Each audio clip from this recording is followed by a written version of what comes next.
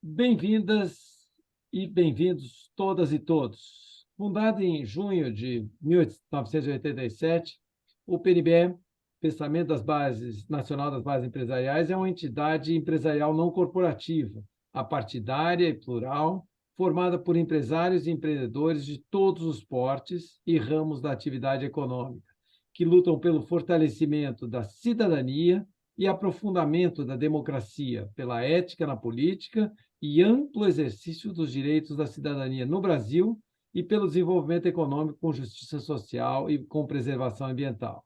O PNBE busca mobilizar a sociedade para construir um ambiente socialmente justo, economicamente forte e inclusivo, ambientalmente sustentável, democraticamente estável e eticamente respeitável, agindo dentro de um espaço democrático, apartidário, que apoia políticas públicas e projetos identificados com seus ideais, ao mesmo tempo que combate os clientelistas, antiéticos, corporativos e ineficientes. Juntem-se ao PNBE. Lembro que no próximo dia 5 de outubro teremos almoço de entrega do Prêmio PNBE de Cidadania. A entidade cidadã ganhadora deste ano é o projeto Tocando a Vida, da Orquestra Sinfônica de Ribeirão Preto, e a ganhadora na categoria Personalidade Cidadã é a educadora Maria Isolda Sela, de Arruda Coelho, que fez um brilhante trabalho com a educação básica em Sobral, em todo o estado do Ceará.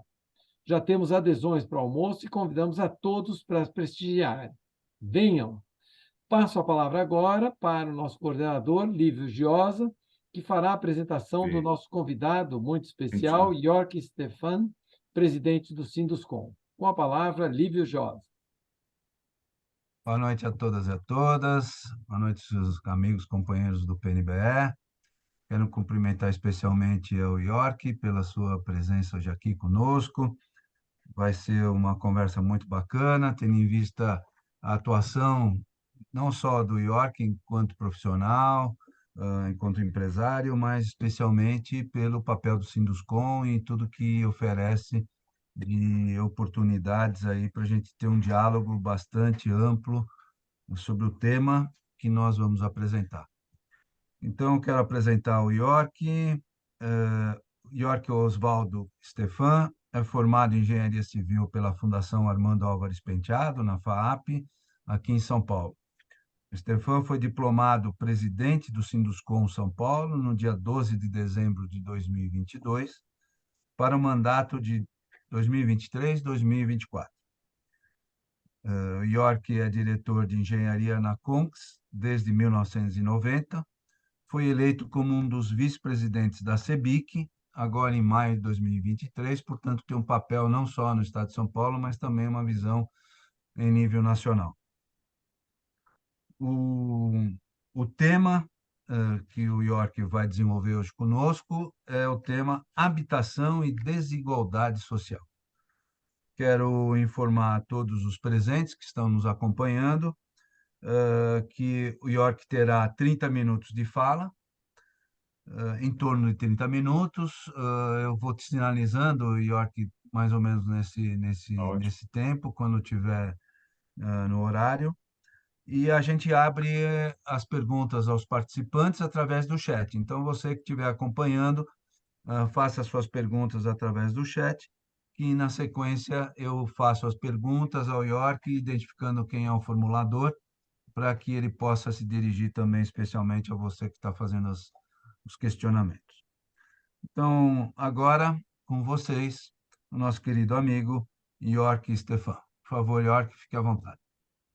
Bom, boa tarde a todos. Queria primeiramente agradecer ao PNBE, ao Fábio Arruda, ao você, Lívio.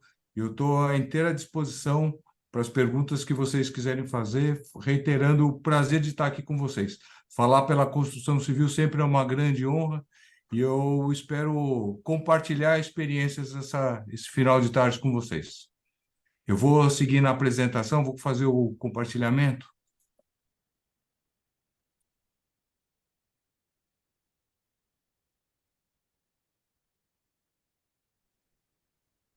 Estão enxergando bem? Já está a tela inteira. Tá ótimo.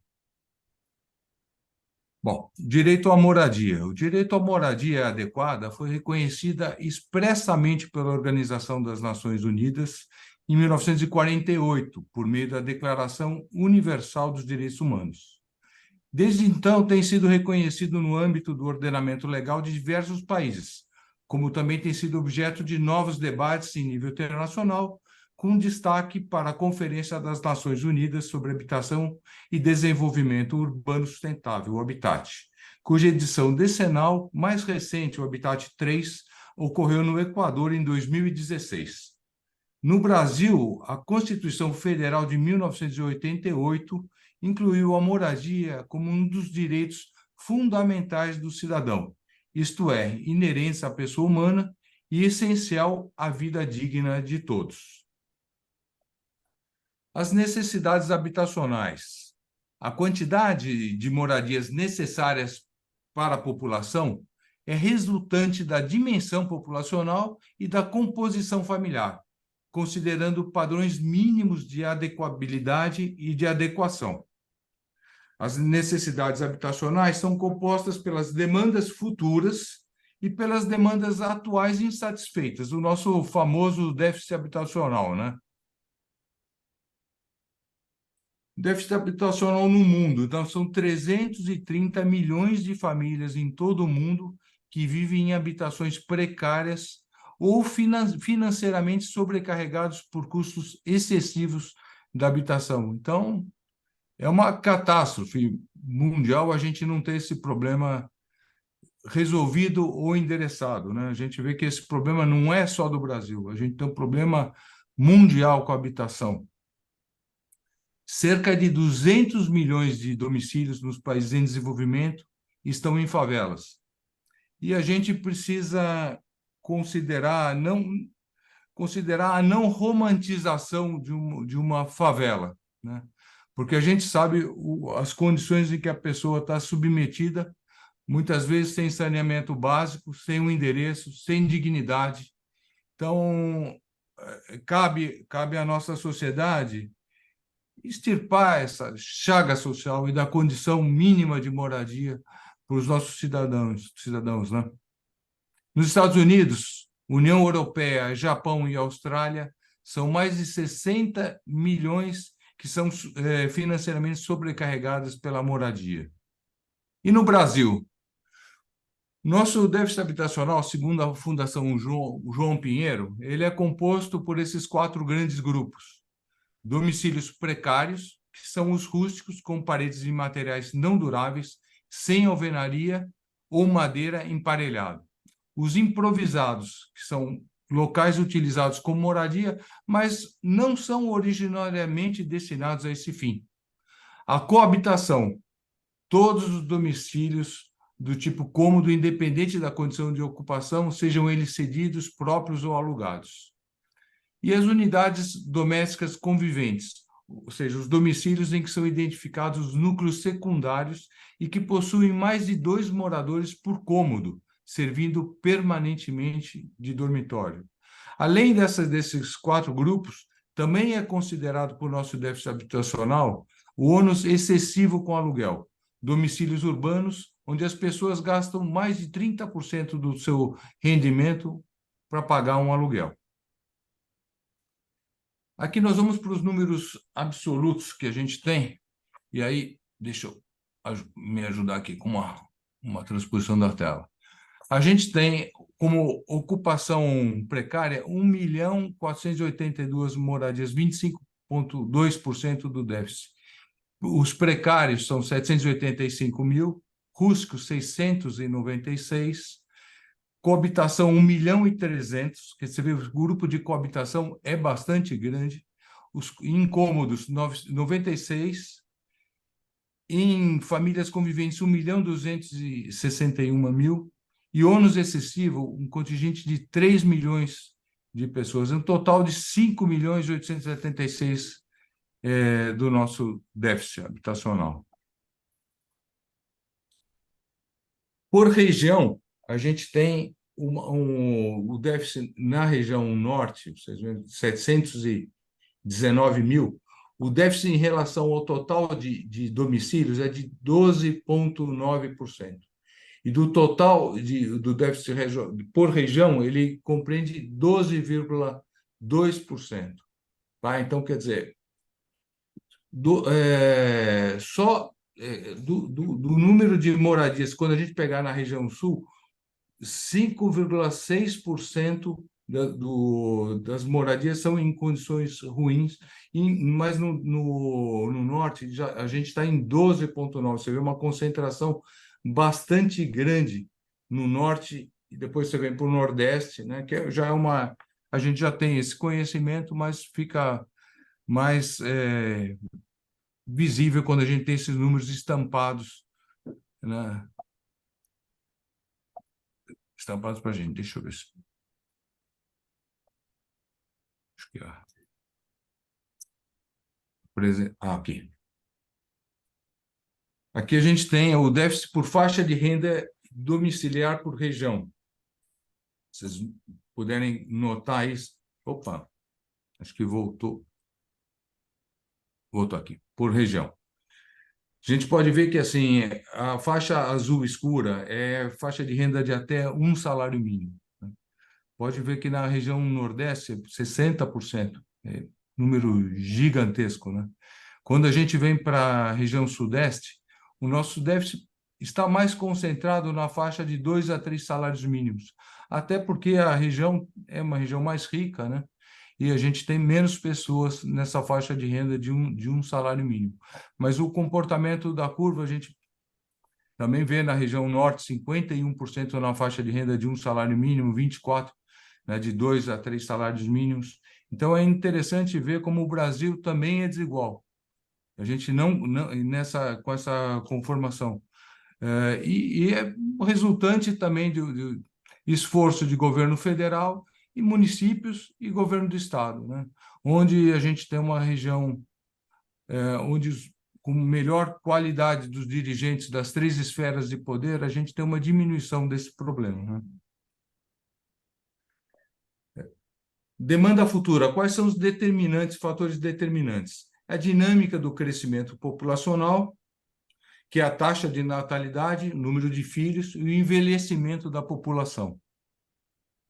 Casamentos e divórcios, movimentos migratórios, e tem os fatores econômicos, renda das famílias, crédito e oferta e custo, e a política habitacional. A taxa de crescimento da população média tem caído, né, ano a ano. A gente vê que a gente saiu de 2,99 nos anos 50 e 60 e hoje estamos em 0,52.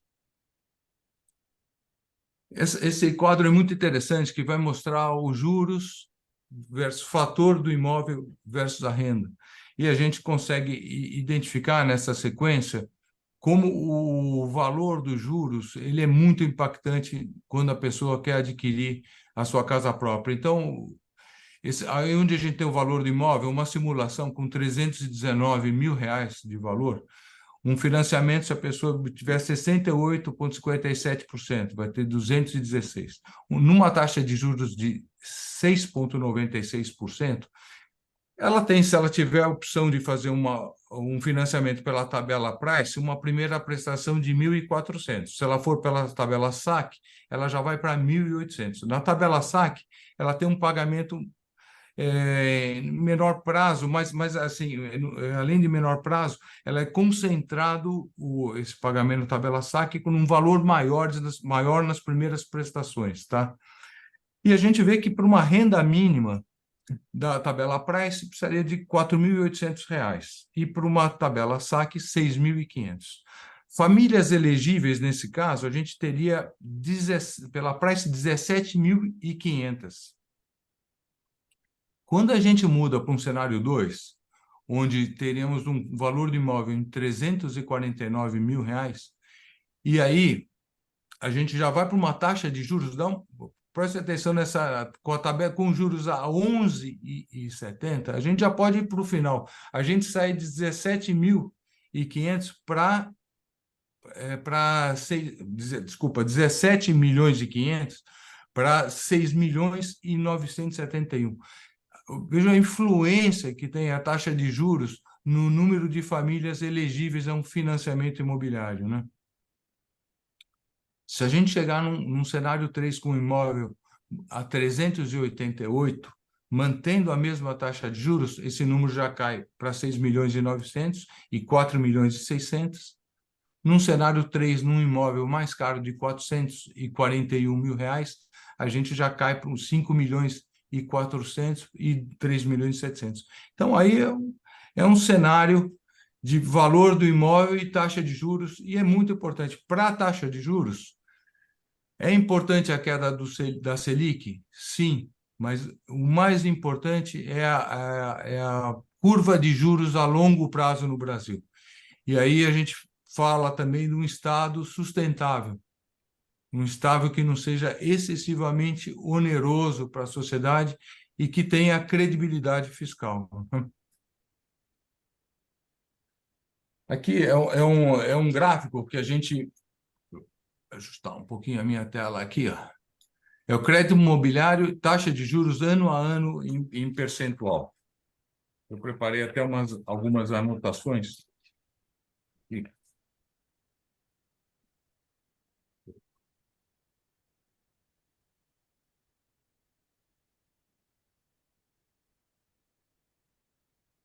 Vocês podem ver que a taxa de juros, a curva amarela é de imóveis comerciais. Então, é uma taxa de juros mais alta com imóveis comerciais. A azul é a que é feita pelo nosso SFH. E o SFH ele tem como característica, parte da receita dele, tem uma taxa de juros limitada e parte dele pode ser colocada no Mercado Livre. E aí é a curva cinza, um pouquinho mais alta. Tá? E veja a importância do FGTS com uma taxa de juros mais acessível para a nossa população de baixa renda.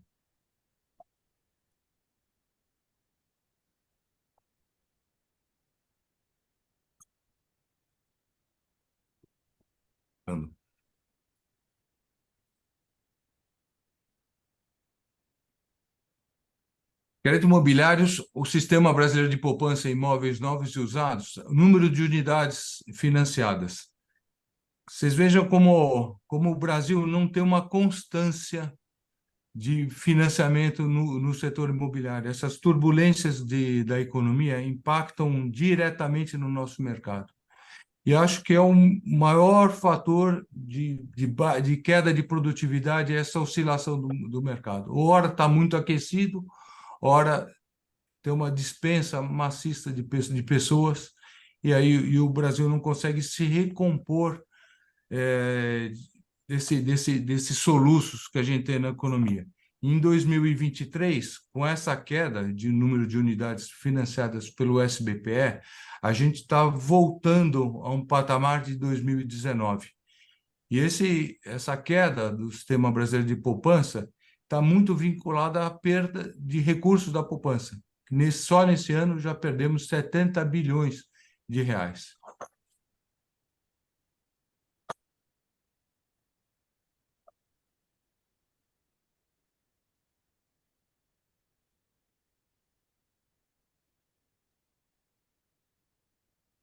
E também é muito interessante a participação no fundo imobiliário das diversas formas de financiamento imobiliário. Então, tem a LIG com 2, o FI com 9, o CRI com 6.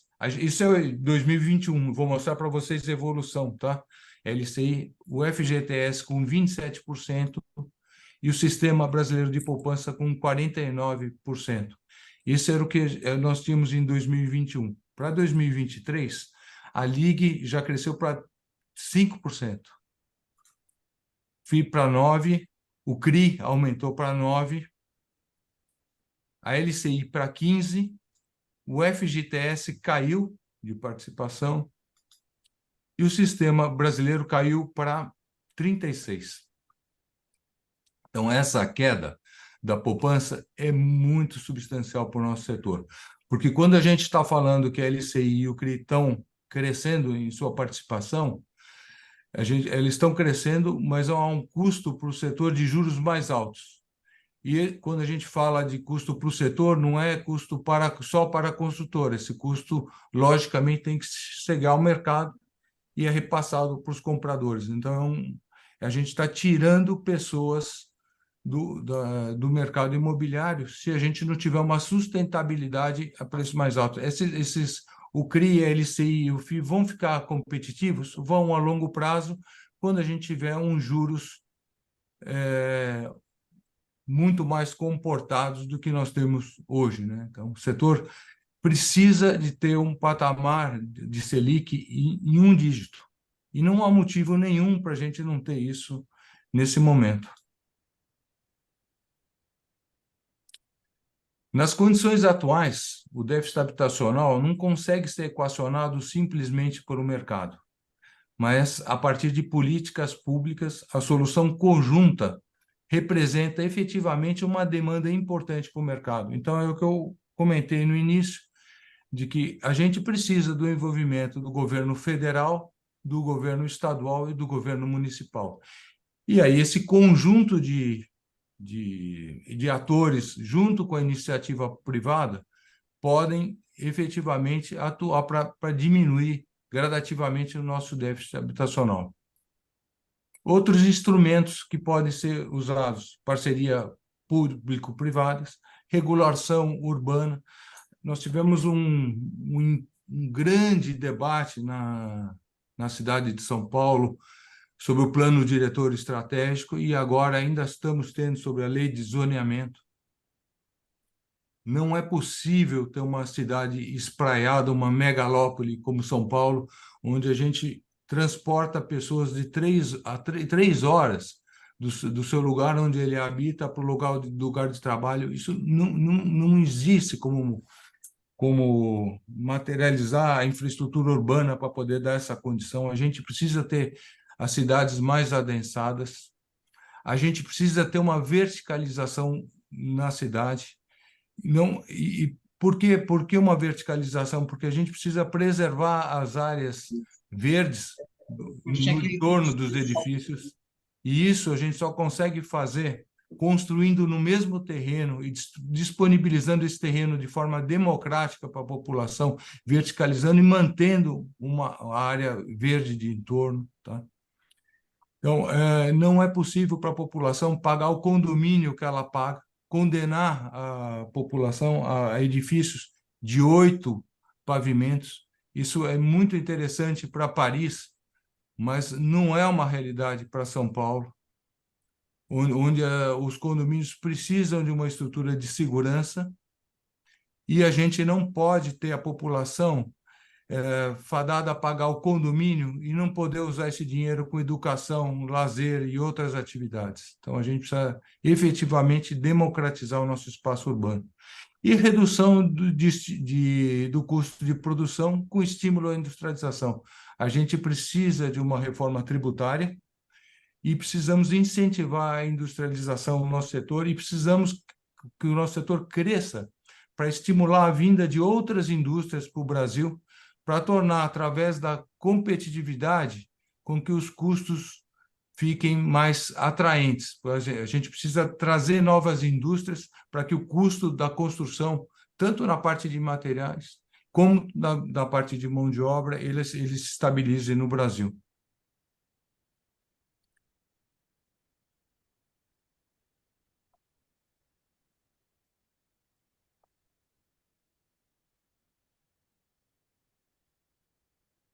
Acho que de uma maneira geral, é isso que eu tinha para apresentar. Acho que o mais interessante é agora a gente, se pudermos abrir para debates, eu estou à disposição de vocês.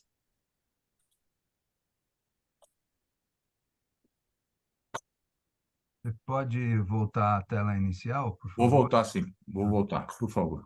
Pode ir. Vamos voltar. Muito bom. York, a gente já tem aqui algumas questões, mas eu gostaria de pedir licença a todos que já formularam perguntas, só te fazer uma colocação um pouquinho mais abrangente, para que você possa emitir sua opinião. Tá. Na verdade, a gente tem alguns componentes que se avalia a indústria da construção civil. Um deles é o alto custo da atividade. Quando você coloca aqui a questão da redução de custo, se você tiver algum dado que você pode nos falar agora, né? Qual é a posição do Brasil em relação aos outros países, né? Porque não é só o avanço da tecnologia, né? O Brasil tem um alto custo de mão de obra e essa mão de obra também reflete no custo final da operação, né? Então, esse é um ponto.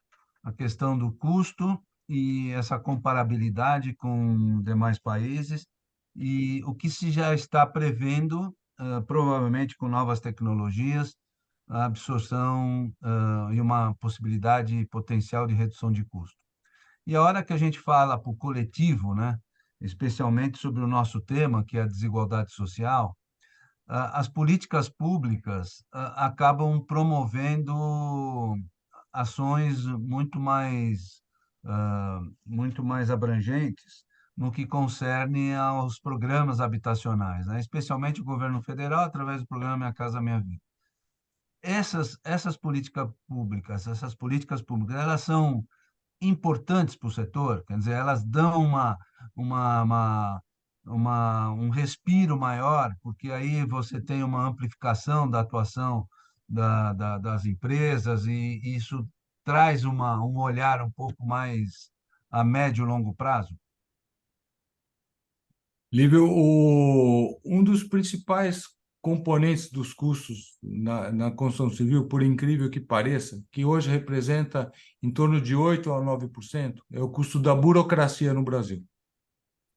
O tempo que se gasta nas aprovações de projeto, isso é um estudo recente que foi feito em conjunto pelo Sinduscon, Secov, a Abrainc e a FIABS Internacional. Esse custo de 8 a 9% é um puro desperdício. É o tempo que se demora para se aprovar um projeto numa prefeitura, a burocratização. Então, esse é um fator preponderante para a sociedade atuar em conjunto. Tá? O setor efetivamente sofreu muito com o evento da Covid, com o descompasso dos mercados internacionais. Então, os custos foram severamente reajustados e, na verdade, a realidade das construtoras, a gente tem um número que, assim, a inflação real do setor foi em torno de 10% acima do INCC. Já para a população foi muito difícil absorver o reajuste do INCC, mas você imagina o custo das empresas que foi acima disso, porque o índice não conseguiu capturar. York, O índice só conta para todo mundo que é INCC. é o Índice Nacional do Custo da Construção. E esse índice nacional ele é composto por alguns fatores. Os dois principais dele é os materiais e a mão de obra, né? Esse índice até em junho ele foi recomposto as suas partes pela Fundação Getúlio Vargas. Ele foi, como eu posso falar, ele foi rejuvenescido pela cesta básica da construção atual. Tá? Então, antigamente, no INCC, na mão de obra era só caracterizado pelo dissídio coletivo da categoria. Hoje, não. Hoje, ele pega as oscilações mês a mês do custo real da contratação da mão de obra. E a nossa cesta de materiais, antigamente, era tijolo baiano. Hoje nós temos drywall, tem outros sistemas construtivos que agora compõem essa cesta. Então, ele está modernizado. Tá? Mas, realmente, a gente teve uma inflação setorial muito severa que tira das pessoas a possibilidade de adquirir a casa própria. Como é que a gente faz para isso retornar, Lívio? Primeiro, os custos de materiais estão retrocedendo, mas a mão de obra ainda é um fator de muita escassez na cidade de São Paulo e nas principais metrópoles, fruto dos lançamentos que nós fizemos tempos atrás e que agora precisam ser entregues. mas o número de lançamentos está caindo nas cidades. Em São Paulo, no primeiro semestre, apesar da impressão que a gente tem de ver um número gigante de obras que a gente pelas avenidas principais, elas estão concentradas. E esse número no primeiro semestre foi 17% menor que no primeiro semestre do ano passado. Em algumas cidades do Brasil, foi 44% menor. Isso é o impacto direto da restrição de crédito, porque com a taxa de juros muito alta e com a sinalização pelo mercado financeiro de que não ia haver financiamento para toda essa produção imobiliária, houve uma restrição. Ainda essa restrição está muito atenuada, porque as prefeituras estão fazendo muitas obras. Nós estamos há 2 anos da próxima eleição de prefeito. Então, há uma necessidade das prefeituras mostrarem serviço. Então, elas estão competindo com o setor público, está competindo nesse mercado com o setor privado, mas isso faz com que não haja queda nos custos de mão de obra. A gente tem nós temos uma recente viagem para Miami, pelo Sinduscon, para visitar as obras em Miami. E o custo dos empreendimentos imobiliários em Miami de construção, ele variava em torno de 2 vezes o nosso custo aqui no Brasil. A gente tem uma impressão de custo muito alto no Brasil por metro quadrado, mas às vezes essa percepção ela é enganosa, porque realmente eles têm custos mais elevados, apesar de terem uma produtividade muito maior na mão de obra. Então é isso. Não sei se eu respondi completamente a importância do governo federal, do governo desses projetos. Minha Casa Minha Vida, habitação popular na cidade de São Paulo, se a gente pensar isso há mais de 10 anos, era praticamente irrelevante antes do programa. Hoje ele já chegou a ser 50% da produção habitacional no estado de São Paulo. Quer dizer, é muito relevante. Ontem, no Prêmio Master Imobiliário que foi realizado pela FIABS e o Secov, que é o prêmio mais importante da categoria da construção civil, parte relevante dos prêmios foram de habitações populares. Isso é uma notícia espetacular. A gente vê como a nossa habitação de interesse social está ganhando relevância e atraindo profissionais de primeira linha, tanto projetistas como fornecedores de materiais, porque esse é um desenvolvimento da cadeia. O setor, a nossa indústria também está se adequando para fornecer materiais para atender esse público, materiais adequados, a preços adequados. Então, é um movimento realmente setorial. muito bom, York. Super obrigado aí pela resposta. Acho que deu para todos terem uma ideia geral, né, mais abrangente do que está acontecendo. E eu já vou passar agora as perguntas, York. Começar pelo Fábio Mortara, que pergunta que se os moradores de rua, que são milhares em São Paulo e no Brasil, seriam considerados como parte daquele déficit habitacional que você colocou num dos primeiros slides. Se essa população de moradores de rua e pessoas em situação de risco social fazem parte desse déficit. Eu não tenho certeza, Fábio, se eles são alcançados pela estatística. Na teoria, deveriam ser, né? Porque, com certeza, eles fazem parte. E, realmente, o ideal para um país é que as pessoas tivessem, logicamente, renda para que essa habitação, a faixa 1, praticamente, é uma doação de uma propriedade para uma pessoa da sociedade, tá certo? Carente, mas o país precisa ter robustez fiscal para poder fazer essa doação de unidades, né? Não é fácil para nenhuma sociedade fazer isso, né? Então, nós precisaríamos ter um movimento de crescimento contínuo do país para que essas pessoas começassem a ter algum tipo de renda, ou para as pessoas que tivessem uma renda mais baixa, tivessem uma renda um pouquinho maior, para que pudessem ter acesso à habitação por recursos próprios, né? Então, é um movimento lento, né? A gente precisa ter anos e anos de crescimento contínuo para que a gente consiga ter isso. Muito bom. York, a Fátima pergunta e ela observou que os dados dos gráficos, alguns gráficos que você colocou, são de 2019. E ela imagina, então pergunta a você, que deve ter piorado depois da pandemia. Isso é uma realidade, York? É uma realidade. Depois da pandemia, a gente teve um. Primeiro que a faixa 1 no governo anterior, ela não teve disponibilização de verba alguma para essa faixa, 1,5, tá? Então, essa população realmente ficou desassistida. Eu não estou defendendo um programa de governo ou de outro, mas é uma realidade, tá? Então, esse setor da sociedade ficou sem conseguir ter a faixa por uma política, né? Ou por não ter caixa. Naquele momento se imaginava que o Brasil não poderia investir nisso, mas ela não tinha uma alternativa para isso, tá?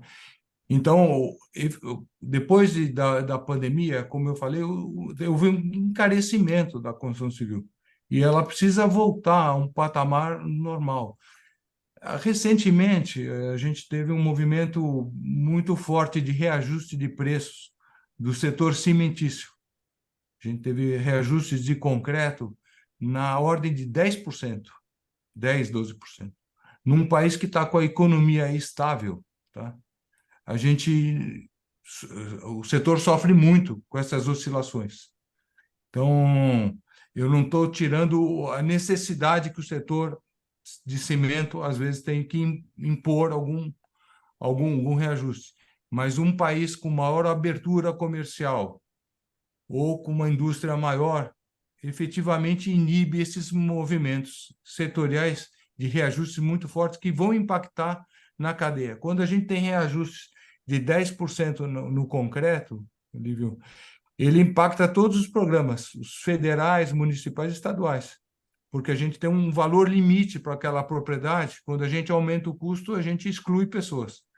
Ou a gente tira empresas que pudessem estar interessadas em trabalhar com esse setor. Porque se ela, imagina uma construtora que tem um valor de construção orçado, um preço estipulado para o governo, tem um incremento de 10% no concreto, ele não consegue sobreviver a esse aumento. Tá? Perfeito. Legal. York, o Sylvain faz uma pergunta que eu acho que estava lá no slide, mas só confirma se a taxa de juros que foi apresentada é mensal ou é anual? Taxa de juros é anual. É anual, né? Isso. Legal. O Hamilton pergunta a você se esse novo plano diretor de São Paulo já não é um estímulo ao adensamento. Ele é um estímulo ao adensamento. O plano diretor, da forma como ele não saiu de uma forma razoável do executivo, tá? Ele saiu, mas ele foi corrigido pelo legislativo e ele saiu de uma forma adequada.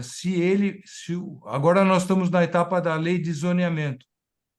Tá? Se o zoneamento não reverter algumas conquistas do plano diretor, a gente efetivamente vai ter uma moradia mais barata na cidade de São Paulo. E esse plano diretor ele vai fazer eco nas outras cidades do Brasil, porque é uma constância acontecer isso. São Paulo traz uma inovação e aí isso se reverbera para as outras cidades do Brasil. Então, a nossa torcida é para que a lei de zoneamento não reverta as conquistas do plano diretor. Muito bom. O Mário Ernesto, nessa mesma linha, ele comenta que se o adensamento é feito em zonas mais centrais que antes abrigavam a classe média baixa, que morava muitas vezes em casas geminadas, né, que estão sendo derrubadas. Sim. Os novos prédios não vão atender essas pessoas? Então, o adensamento proposto, ele tem como premissa os eixos estruturantes de transportes, tá?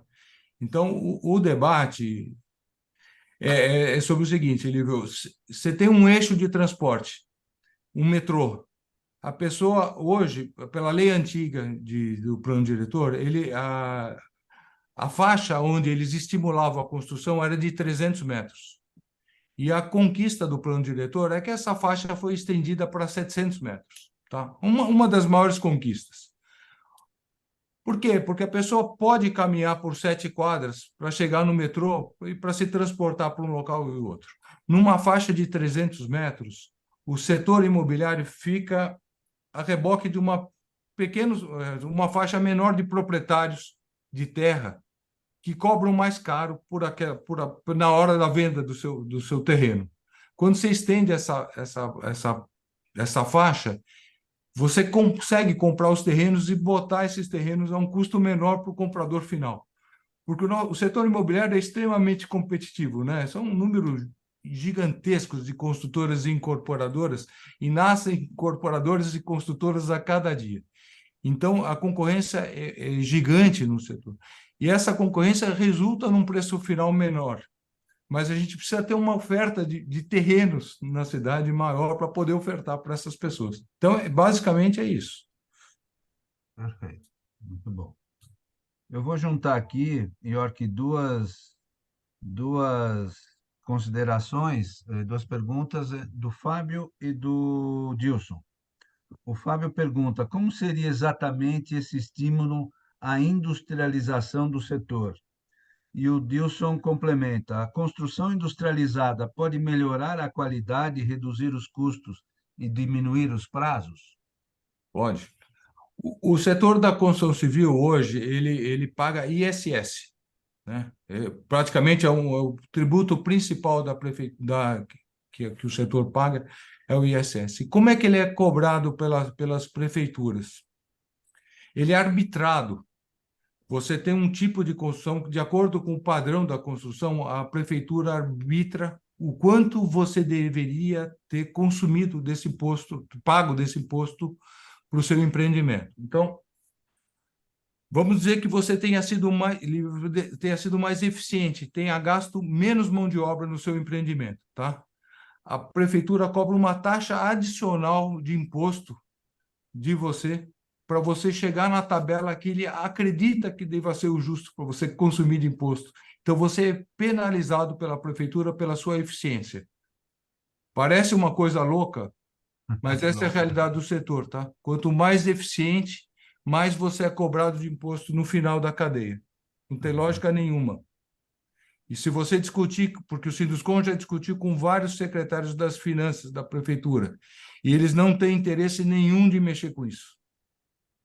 Porque eles chegam no final da obra e arbitram um valor adicional de imposto a pagar. Tá? Então, quando a gente sair desse setor... Então, assim, o setor... Hoje você paga o ISS e quando você vai pagar o imposto sobre um produto industrializado, é muito maior, é 18%, muito maior do que o ISS.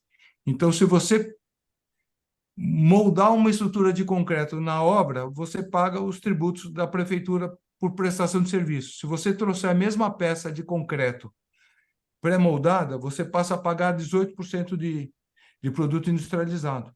Então, é um desestímulo à industrialização. O que nós temos hoje no nosso mercado é exatamente, se você tiver a mesma peça feita no canteiro ou tiver a peça trazida de fora, ela custa muito mais caro. Então, é isso que nós precisamos mudar no nosso setor. Quando a gente molda peças no canteiro de obra, logicamente, a gente tem uma dificuldade pela própria mão de obra, a gente tem uma perda no sistema, a gente tem a perda que está incorporada ao sistema e até a perda de executar. Se é um processo industrializado, você diminui essas perdas. E esse valor deveria chegar ao consumidor final. Então, com a industrialização, é isso que a gente espera.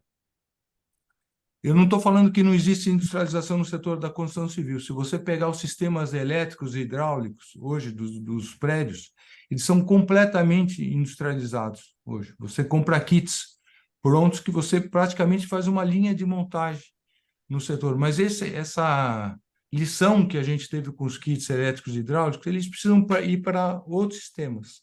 Outra coisa que está contribuindo muito para a diminuição do custo é a digitalização da construção civil. Hoje, se você entrar num canteiro de obras de uma construtora mais moderna, praticamente você não encontra papel.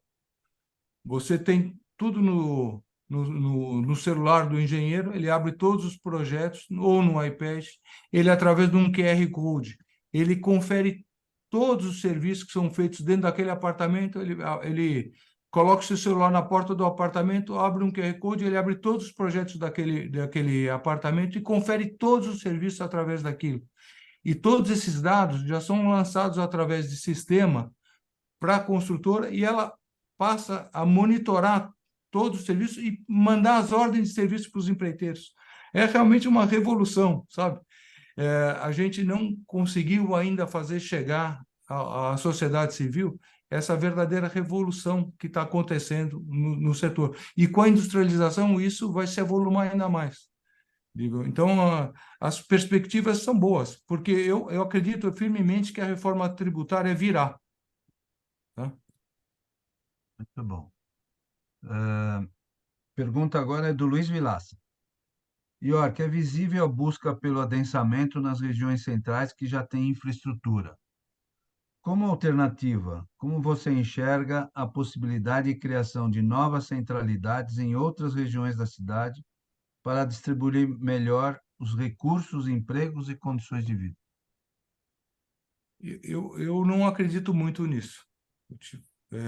Eu acredito que a gente já tem eixos estruturantes muito robustos na cidade de São Paulo. Eu acho que o nosso centro, ele, apesar vou dar uma noção para vocês, Sapopemba tem o dobro de adensamento urbano que Moema. Por que ninguém acredita nisso? Mas quando você tem várias casinhas na habitação informal, geminadas, com um número grande de pessoas por metro quadrado, o adensamento é infinitamente maior do que quando você tem uma torre vertical. E a gente continua condenando essa população à habitação informal. O setor compete efetivamente com a habitação informal e compete com essa população informal indo para as nossas áreas de mananciais, com ocupação pelo PCC. Essas áreas estão sendo construídas. O PCC hoje é um dos grandes incorporadores imobiliários da cidade de São Paulo. Uma das fontes de renda é a locação imobiliária. Se você passar pela Marginal Pinheiros, ali onde tem Marginal Pinheiros, onde tem o CDHU, perto da USP, e você vai ver os prédios onde tem o Singapura, que foram feitos. Em torno do Singapura, você tem prédios de 3 andares, debruçados sobre a Marginal. Quem fez aquilo? Entendeu? Essa é uma grande questão. Então, a gente precisa privilegiar mesmo a nossa habitação formal nos eixos existentes na cidade de São Paulo. Tá? Então, tudo bem. Temos mais uma pergunta do Silvano. E agora ele já ultrapassou os limites do Brasil. E ele pergunta: que acha você, York, da crise habitacional da China hoje? Qual é o seu Então, entendimento? eu acho o seguinte, que um governo centralizado, que ao contrário do que nós fizemos aqui, investiu em construções sem ter a população para ocupar aquelas casas. E financiou essas construtoras de alguma forma, né? Esse financiamento puramente estatal. Então, quando o governo se intromete demais em alguns setores, em algum momento a gente tem uma consequência direta disso, né? Então, essa decisão centralizada administrativa está gerando uma crise gigantesca. E a gente ainda enxergou a parte de cima. Hoje a gente tem o setor do aço, por exemplo. O chinês está entrando fortemente, trazendo aço para o Brasil, porque ele não consegue consumir, mas usar o aço dele na China. Então, o aço chinês... Olha que impressionante isso aqui. A gente tira o nosso minério de ferro aqui, né? Temos o minério, temos as condições aqui e estamos trazendo aço da China, porque o preço dele está caindo por falta de demanda. Então, eu acho que isso é uma intromissão excessiva do Estado na economia. Muito bom, muito bom. E isso acaba, de alguma forma, não impactando tanto o Brasil, mas é um exemplo de não como conduzir, né? De não como Tá? conduzir o processo, e os efeitos, os impactos são muito grandes, né? Eu acredito que a gente precisa do auxílio do governo para algumas faixas de renda, não tenho dúvida nenhuma, sabe? Para auxiliar na diminuição do déficit. Mas eu acredito, sobretudo, na livre iniciativa, né? Então, esse que é o meu pensamento. Claro. Muito bom. Temos mais uma pergunta do Fábio sobre a questão da isenção de IPTU.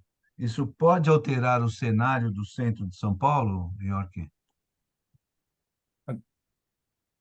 É assim, eu acredito pouco em isenção de IPTU, porque o caixa das prefeituras está diminuindo, a arrecadação pública está diminuindo mês a mês.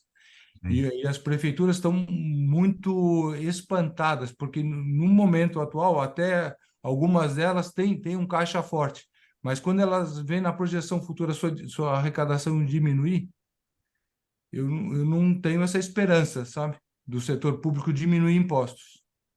Eu vejo cada vez mais uma fome arrecadadora e acho que nós todos do mercado somos as vítimas dessa fome. O que a gente defende é uma revisão do Estado, uma Aham. diminuição do Estado para ser o Estado necessário, não o Estado gordo, inchado. Eu sou um pouco revoltado com 2 meses de férias para alguns setores, como o judiciário, enquanto a gente nem imagina. Eu não consigo nem imaginar na minha vida eu ter 2 meses de férias, né? Aham. Gostaria, acho que até sou merecedor, mas eu não acho que alguém tem que pagar isso por mim, tá? Então, é isso. Isso. E aí, Fábio, eu acho que até você poderia entrar em cena, porque essa é uma boa discussão. Porque, na verdade, a isenção de IPTU para o centro de São Paulo é uma forma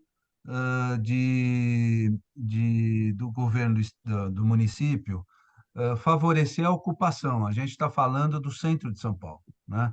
E como todo mundo sabe que o centro que não for ocupado, especialmente à noite, e quem ocupa à noite não é só os bares e os restaurantes, mas são os moradores, né? Atividades noturnas, as escolas, as faculdades, os bares, os restaurantes, os teatros, que dão vida ao centro e que expulsam aqueles que se ocupam das partes não ocupadas, né? Era um pouco por aí que você queria falar, Fabio? Antes de voltar a palavra, eu lembro que nós temos duas perguntas de duas mulheres aqui do grupo. Sim, Uma que já está aqui na minha eu lista. acho que da Fátima, que ainda não foi feita, lá, que ela fez lá no comecinho. Já foi feita, Fátima? Já, Sim. Já, já. Tá já. ok. E a outra da Ina, já na Isso, já sequência. está aqui na lista. Tá. Vai ficar tranquilo. Então, acho que é isso, Lívia. Acho que você levantou bem. A questão acho que é muito complexa, não é, York? Para você que é craque no assunto, mas eu me lembro de ter visto na manchete do Estadão essa semana alguma notícia nesse sentido, né? Da prefeitura planejar isenção de IPTU em imóveis da área central para na eterna busca de reavivar o centro, né? Lembro que Henrique Meirelles, quando presidente Sim, sim. do Banco de Boston, né? Liderou enfim, eu não esqueço o nome do projeto, mas era um projeto de renovação do centro da Viva o cidade. centro, né? Viva o Associação Viva o Centro, bem Centro. É. lembrado, Lívia. E o Lívia vai tão bem na Associação Paulista Viva que aí o pessoal do centro fica em desvantagem competitiva, não é, York? É. Mas Então, a gente está ajudando agora, viu? O Viva o sei. Centro, o Então Pós-Centro, está conta um todo pouco, mundo. Lívia. Você que entende mais disso. Mas eu acho que é muito do trabalho que a Paulista também está fazendo, podia servir de exemplo, né, para o É. que o centro poderia e deveria fazer, não é, York? Fábio, eu sou totalmente favorável, sabe? Só não acredito. Então, Ah, porque um dos projetos que foi gerado na prefeitura, para você imaginar, primeiro, teve um projeto maravilhoso lá que foi gestado de se pagar a outorga para habitação popular Hum. no centro de São Paulo. Então, já não, a habitação popular no centro não consegue se viabilizar sem pagar a outorga. Imagina se pagando. Então, essa foi uma luta setorial e tiraram essa ideia magnífica. Uhum. Por que que saiu a história de se pagar a outorga no centro de São Paulo? Porque eles mandaram para algum técnico fazer um projeto de o que seria bom para o centro de São Paulo. Fizeram um projeto maravilhoso, com custo de bilhões. Aí falaram, bom, como vamos ter esses recursos? Vamos cobrar das construtoras que querem construir no centro uma taxa para ele construir no centro. Só que hoje ninguém quer construir no centro de São Paulo.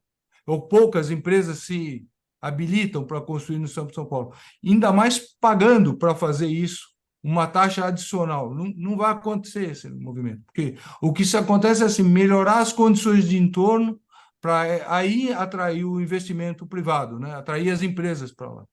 E, às vezes, a cabeça de alguns na prefeitura funcionam de uma outra forma. Às vezes, o estudo, né, sei lá, tem tendências dentro das faculdades, né? E eles acreditam, tem pessoas que acreditam em milagres, que o setor de iniciativa privada vai se estabelecer num lugar com baixa condição, com os problemas que a gente já tem lá de morador de rua, de pessoas com crack, né, transitando de um lado para o outro. Então, hoje, tem muitas pessoas que têm essa visão, deveriam se estimular a construção no centro de São Paulo e para depois você cobrar alguma coisa das outras empresas que viessem para lá, né? Mas essa é uma briga grande que o setor está comprando, junto com a Associação Comercial do Centro. Então, é um Sim. movimento grande, Sinduscom, Secov, Abrainc. Eu não vou tirar as outras entidades que efetivamente têm um trabalho muito relevante em conjunto com o Sinduscom. E não é só a construção, né, York? Pode ser o retrofit também, como muitos países Claro, fazem no centro, os retrofits acabam chamando a atenção e atraindo mais pessoas para residirem, né? importantíssimo, importantíssimo. O retrofit seria uma ótima solução. E agora regulamentar uma lei do retrofit que eu espero que... Porque o que nós tínhamos de condição anterior, você se lembra, Lívio, era trazer um prédio do retrofit com as condições que a gente prega hoje para uma habitação nova. E nós não vamos conseguir fazer isso nunca, não tem acessibilidade, né? Nós sabemos disso. Então, aquele prédio precisa ser retrofitado das condições originais que ele foi feito. Não dá para transformá-lo nas exigências que nós estamos fazendo hoje para a construção civil, né? Sim, perfeito. Chegou sua vez, Iná. Vamos lá. Aí na pergunta, como equacionar o déficit em infraestrutura com o déficit habitacional? O adensamento não cria uma demanda ainda mais urgente? Então, a gente tem um problema gigante de infraestrutura na cidade de São Paulo. E essa infraestrutura, vou falar, tem até a de transporte, mas vamos começar por Sabesp, por Enel. Comgás é uma concessionária maravilhosa.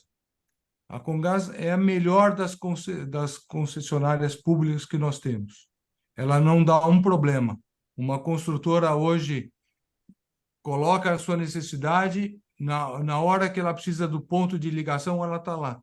E isso deveria ser uma realidade com fornecimento de energia, água e esgoto. E não é a nossa realidade, tá? É penosíssimo o nosso trabalho com a Sabesp e com a Enel hoje. A Enel, por ter uma característica de ser uma empresa privada aqui, mas ela tem sua origem numa empresa pública na Itália.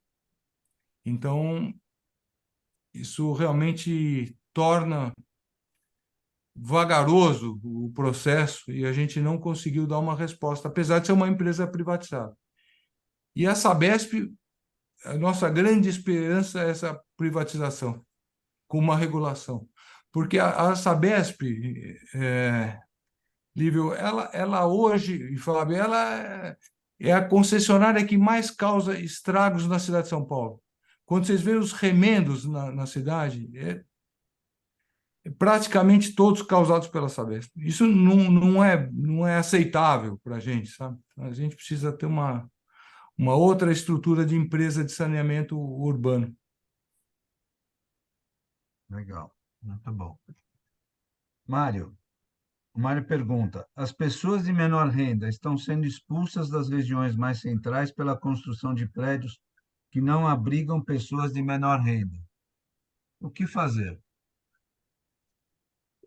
Eu não acredito nisso, tá, Lívio? Eu acredito assim, as pessoas de menor renda, como eu falei, elas começaram a ocupar até 50% do mercado imobiliário na cidade de São Paulo. A gente nunca teve isso na cidade. Então, assim, eu sei porque eu trabalho no mercado a gente trabalha na faixa 2 e 3. E a minha felicidade é muito maior de entregar as chaves para esse morador da faixa 2 e 3 para o médio e alto padrão. Porque quando você vai entregar uma unidade para essa faixa de renda, não vem só a pessoa receber, vem a família dela inteira. É importantíssimo. E o setor está muito interessado em fomentar a habitação popular na zona urbana centralizada. E foi a grande briga do setor, foi isso. Foi oferecer habitação de interesse social nessa zona inteira. E assim, quando a gente fala nos eixos, não é só a zona, por exemplo, nós fizemos em Sapopemba, perto da linha de transporte. Foi um show. A demanda é altíssima. O que nós temos de problema no Brasil para atender essa população não é a faixa dos 350 mil que a gente tem estabelecido pelo programa do governo, tá? A gente tem um problema de renda. As pessoas não têm renda para poder ter acesso ao crédito imobiliário. Cliente tem de monte. Vão 30 pessoas para serem selecionadas 3 pelo crédito imobiliário, da Caixa Econômica Federal mesmo, que eu estou falando, por falta de renda. Então, a gente precisa ter um movimento de crescer a renda e também poder avaliar outras características da renda da pessoa. Muitas vezes a renda informal, ela não tem o olerite dela, mas ela tem parte da renda informal. E a gente tem pouca capacidade de incorporar essas pessoas com renda informal ao nosso mercado. Sim. É uma realidade. E a gente percebe todos esse contexto que você está comentando, né, York, especialmente nas grandes capitais do Brasil, né? Sim, isso é. Ela é uma realidade muito parecida em todos os lugares, né? E o problema do sem-teto não é só aqui. Se você hoje teve uma matéria no Valor mostrando os brasileiros acampados em Lisboa, nas tendas. Você vê que como o problema do encarecimento da habitação, ele atrapalha, né? Atrapalha muito. Por isso a gente precisa ter uma maior oferta. Para não ter encarecimento de habitação, é só com maior oferta. Quando a gente restringe, fica muito caro e o morador é expulso. Você mesmo falou, vocês falaram com Nova York. Uhum. O morador foi expulso de Manhattan, né? A gente, tudo bem, é uma pequena capital, mas ele foi jogado para fora. Encarecimento da construção civil. A gente precisa tornar a construção civil mais acessível. Essa é uma grande briga setorial. Por isso, precisa ter mais oferta de tudo. Mais pessoas treinadas para ter um contingente maior na construção civil de mão de obra, uma maior oferta de produtos e uma maior oferta de terrenos. Com isso, a gente vai conseguir equacionar. Muito bom, muito bom. O Dilson faz uma outra pergunta, York. A autoconstrução é uma realidade, trazendo riscos de acidentes e de total falta de qualidade do imóvel. O que pode ser feito para que essa atividade seja coibida? Isso seria uma atuação mais. Primeiro que assim, essas pessoas, em primeiro lugar, precisam morar em algum lugar. A gente precisa resolver o problema da habitação, porque as pessoas nascem e elas vão morar em algum lugar, não tem como ela sumir, né? E se ela não tem acesso à habitação formal, ela vai para a habitação informal, porque é o que ela tem, né? Então, esse é um problema da nossa sociedade. E, efetivamente, a habitação informal, ela é um caso de desperdício absoluto.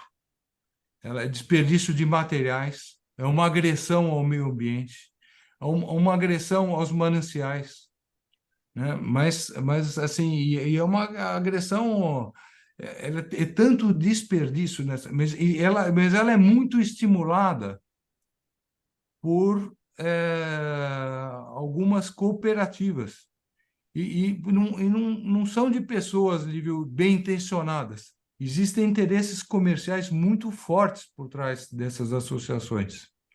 E tem muita gente ganhando dinheiro. É um negócio. A habitação informal hoje virou um negócio na nossa sociedade.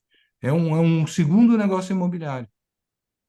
Então, a gente precisa, o setor público precisaria regular. Ninguém exerce a medicina irregularmente, mas todo mundo exerce a engenharia irregularmente. Virou comum. A sociedade não fica espantada com esse negócio. A pessoa vai, começa a construir, tem todos os problemas. E olha que o setor passou por uma regulação muito forte. Nós temos uma norma para o setor formal, né? Duas sociedades Aham. diferentes. Temos a norma de garantias para a sociedade formal, né? A norma de garantia estabelecendo direitos e deveres dos consumidores e das construtoras. Então, está muito claro na nossa norma hoje qual a obrigação do síndico de fazer as suas manutenções para fazer jus às suas garantias, porque antes isso também era um outro mercado que era ruim para o nosso setor, as demandas iam para o judiciário e o juiz não tinha uma norma para estabelecer qual era o prazo de garantia para as coisas, e o síndico também não sabia, não tinha uma obrigação formal de fazer as manutenções para fazer jus àquela garantia. Então, o síndico hoje tem muita responsabilidade, porque ele precisa e pode ser acionado pelos moradores por não fazer as manutenções que ele deve fazer. Tá? Tem a norma de desempenho, que regra o desempenho acústico, térmico e lumínico das edificações, mas tudo isso é para o setor formal. Quando chega no setor informal, aí são os resíduos. Vou dar um dado interessante: as obras formais hoje, elas já têm na reciclagem de 85% a 90% dos resíduos que elas geram. É impressionante. Fala que não vai para aterro mais os resíduos da construção civil. Um número gigantesco. Imagina isso na construção informal. Eles jogam os resíduos em qualquer lugar. Por onde a gente anda na cidade, a gente vê resíduo. E esse resíduo não é da construção formal. É um problema. Mas a gente precisa resolver. Mas precisa de uma atuação da prefeitura. Imagina se algum fiscal da prefeitura vai visitar uma construção informal. Eles não vão visitar. Eles só vão na construção formal. Não tem. Bem numa regional, falar, cadê a tua fiscalização? Onde é que você foi lá inibir uma construção informal? Não existe esse movimento. Eles gostam de ir em Pinheiros, nos Jardins. Essa região é onde eles gostam de visitar as obras. E aqui, nós estamos chegando no nosso tempo já pré-determinado, no nosso roteiro, mas eu gostaria só de fazer que você fizesse uma observação. Diante de tudo isso que você comentou, você preside o Sinduscom São Paulo, né? O Sinduscom tem outras, está em outros estados também, e essa pauta em geral, porque a gente foi bem aqui pluri,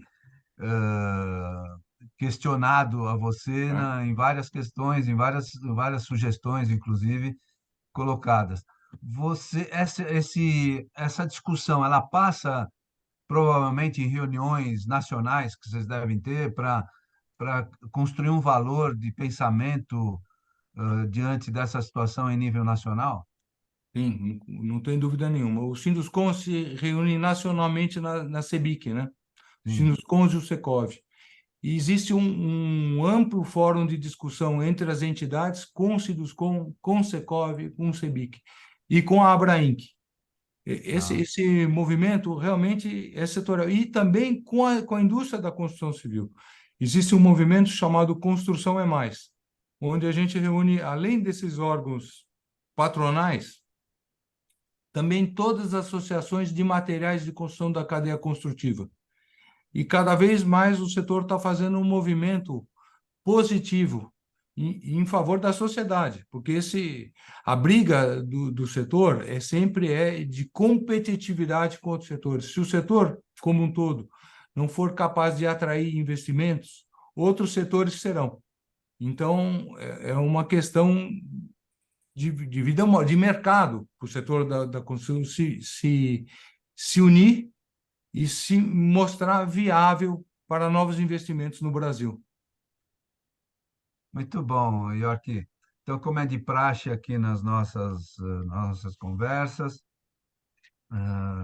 ao final das apresentações, eu peço então a você e dê suas considerações finais para que a gente possa dar andamento ao nosso painel.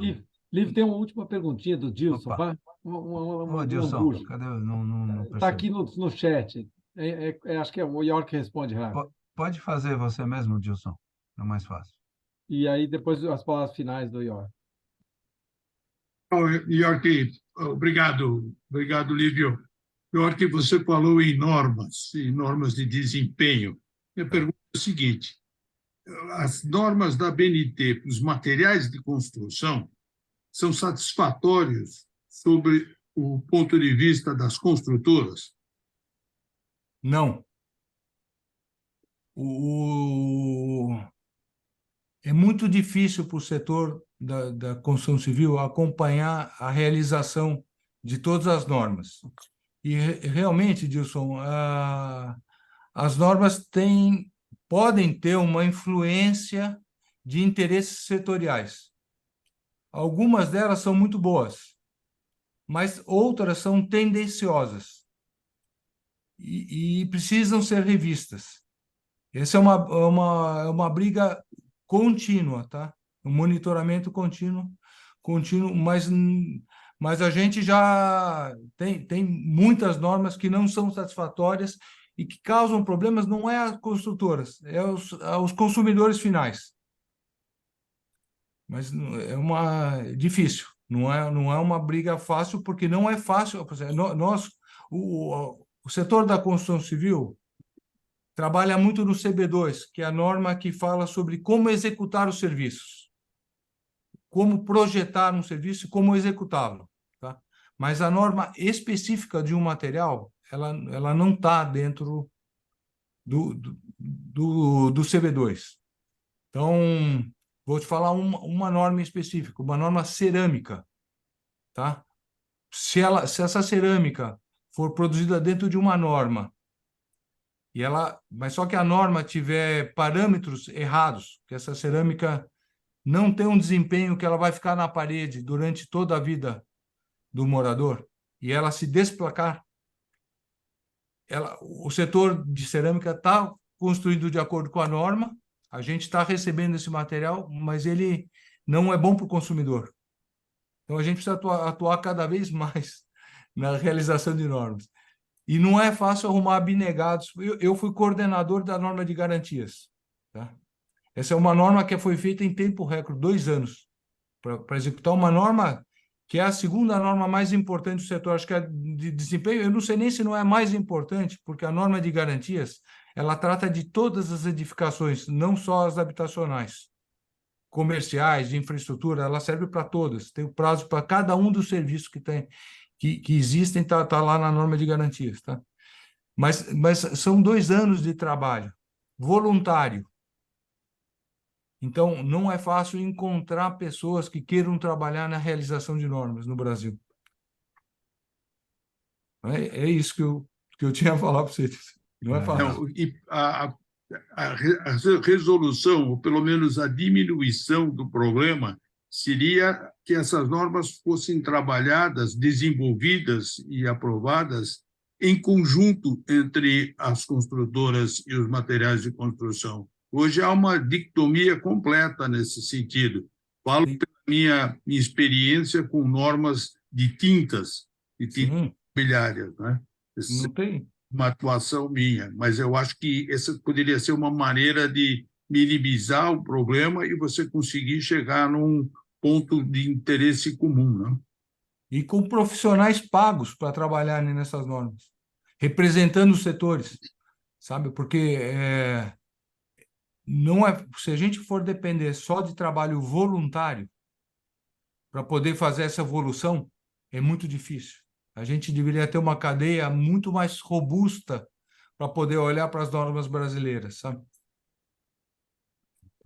O setor, e aí eu falo setor em conjunto, né? Os materiais, os usuários dos materiais, as construtoras, eu acho que tem que fazer com que isso aconteça, né? E isso, né? Recursos para que aconteça, né? É um grande desafio, mas é um desafio mesmo. Você levantou uma ótima questão. Muito bom. Eu não perguntei das normas de desempenho, porque eu sei que essas vocês cuidam com carinho e elas são muito importantes e sei que elas são seguidas, né? É isso aí, é isso aí. Foi um marco no setor, né? Foi um Isso marco. mesmo. Parabéns. Obrigado. Parabéns pela apresentação, York. Parabéns Muito pelo que obrigado. você está fazendo, ou principalmente pelo trabalho que você ainda vai ter pela frente para fazer no Sinduscom e pela atividade representando o setor como um todo. Muito Legal. obrigado. Queria falar que foi um grande prazer estar com vocês. Obrigado ao Fábio, obrigado ao Lívio, obrigado a todos que participaram. É uma honra enorme, sabe? Falar e trocar ideia com pessoas é uma das coisas que me dá mais prazer na vida, além de trabalhar, porque eu trabalho bastante. Chego aqui às 7 da manhã e vou sair só depois das 8. Então, acho que é um prazer estar com vocês. Muito obrigado. Muito legal, obrigado. Obrigado. Um York. abraço para o Filemon também. Obrigado. Ah, Obrigado. Obrigado por Muito ter vindo, obrigado, Filemon. York. Foi um prazer enorme. Para você Feito, ó. também, para todos vocês. Obrigado. Muito Aproveito para obrigado. reiterar o convite a todos para o nosso almoço, dia 5, do Prêmio PNBE de Cidadania, comandado por Mário Ernesto e Silvan, no Galeto de Paolo, em frente ao Tomiotaque. Parabéns, York, sucesso nessa gestão sua do Sinduscom e muitíssimo obrigado pela sua contribuição. A gente vai editar essa gravação e depois remete para o pessoal de vocês, para a Daniela, que está aqui com a gente, e para ter uma boa repercussão. Muito obrigado.